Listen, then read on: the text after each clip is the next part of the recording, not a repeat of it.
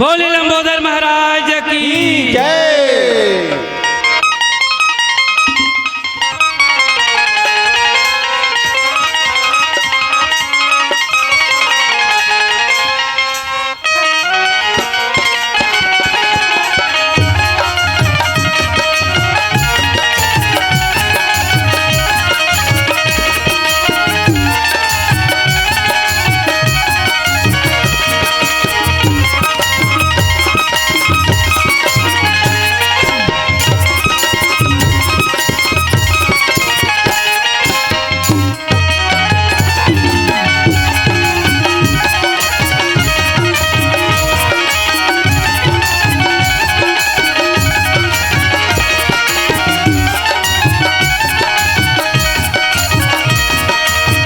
पहली बंदा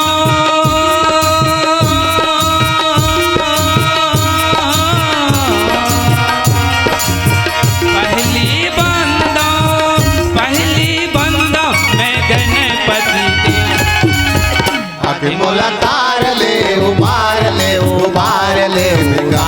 आखि मोला तार ले उबार ले उबार ले उबिगा। पहली बंदा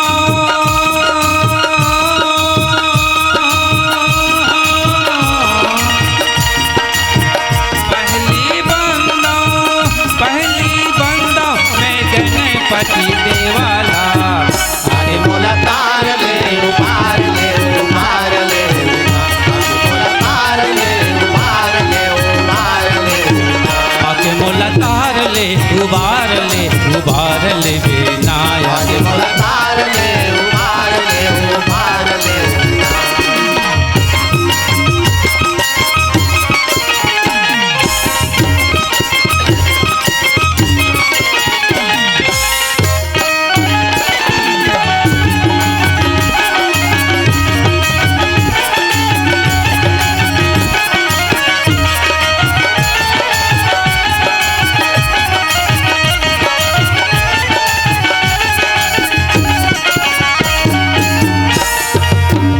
माता तोरे पार्वती है, पिता है महादेव गजानन।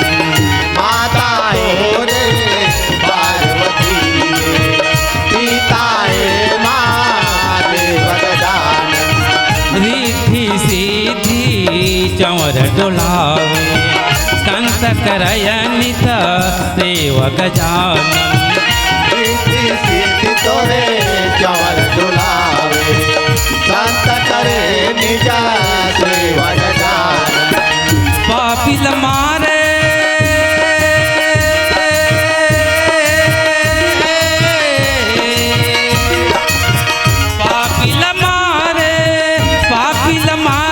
औ भगत उबारे।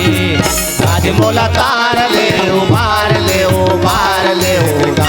आज मोला तार ले उबार ले उबार ले उबिगा। आके मोला तार ले उबार ले बेनाया। आज मोला तार ले उबार ले उबार ले उबिगा।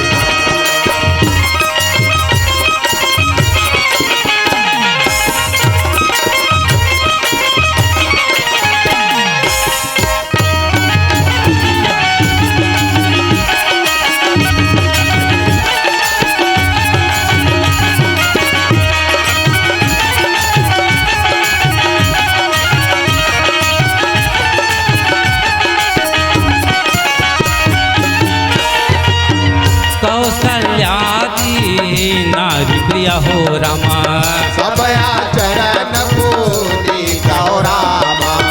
पति अनुकूल प्रेम ढीरा हो रामा। हरिपद कमल वीनी कहो रामा। हाथी जैसे सुंड हवै तोर, पेट हवै बड़ा भारी गजानन। हाथी जैसे सुंडावे तोर, बेटावे बड़ा भारी गजानन। सूपा जैसे कान हवै तोर, मुसवा के सवारी गजानन। रूपा जैसे कान हवे तोर, मुसवा के सवारी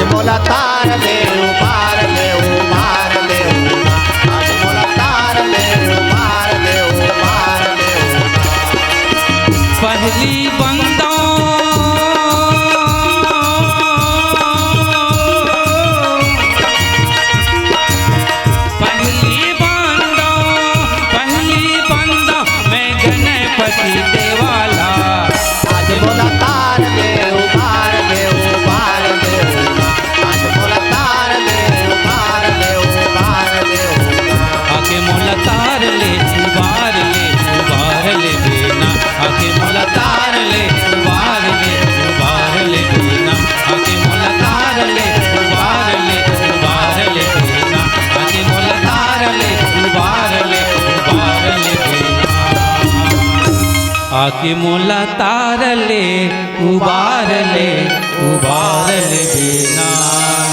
बोले लंबोदर महाराज की जय। बोले राजा रामचंद्र की जय।